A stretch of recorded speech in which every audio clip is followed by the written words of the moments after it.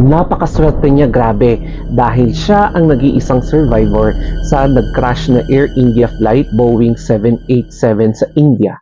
Ito kasi yung huling sandali na sinakyan ni Ramesh, the only survivor, yung Air India Boeing 787 flight na just minutes after taking off, nakikita nyo dyan na bumagsak agad yung eroplano na almost 242 passengers except yung survivor ay pumanaw.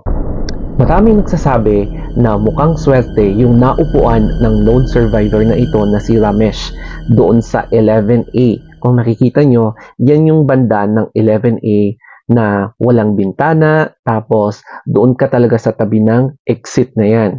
Pero eto pala yung area na kung saan pwedeng magligtas ng buhay mo sa oras ng sakuna.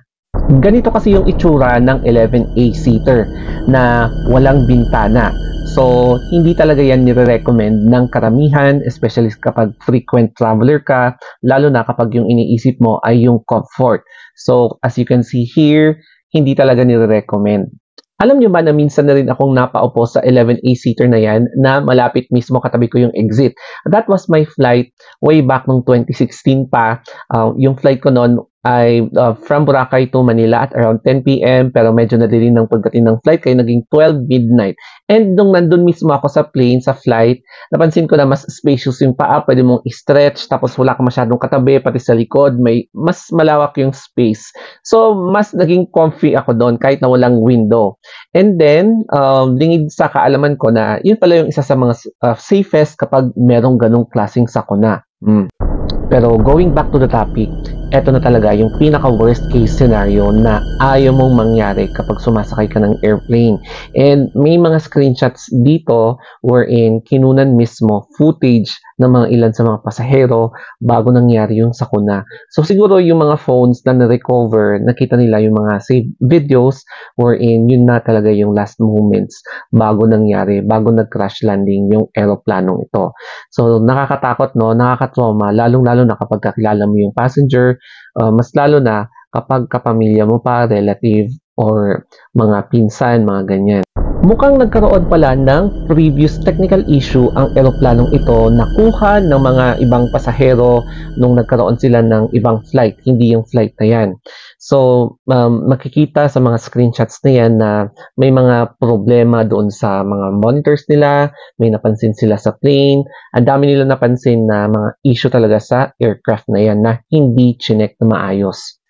Ang masaklap pa dito ay yung nabagsakan ng plane na yan ay isang medical quarters wherein, if I'm not mistaken, mga pinagtutulugan ng mga healthcare providers kasi mukhang may medical complex center sa lugar na yan.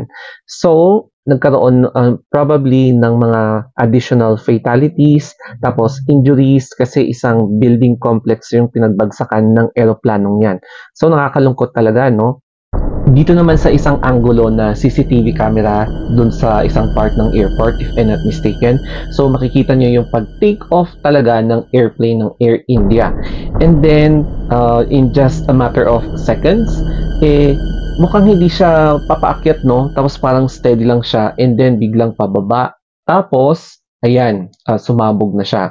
So, makikita nyo talaga yung kalunos-lunos na nangyari sa mga passenger sa airplane tsaka yung binagsakan ng airplane na yan. Kaya minsan, hindi porket inaayawan ka, iniiwan ka, tsaka dinay-deny ka, katapusan mo na. Yun pala, yung mga inaayawan ay siyang magsasalba sa'yo, katulad ng seat number 11A na yan. So, maswerte si Ramesh and eto na yung kanyang pangalawang buhay. So, may all the passengers who perished sa flight na yan, rest in peace and condolence sa kanilang pamilya, mga relatives and friends.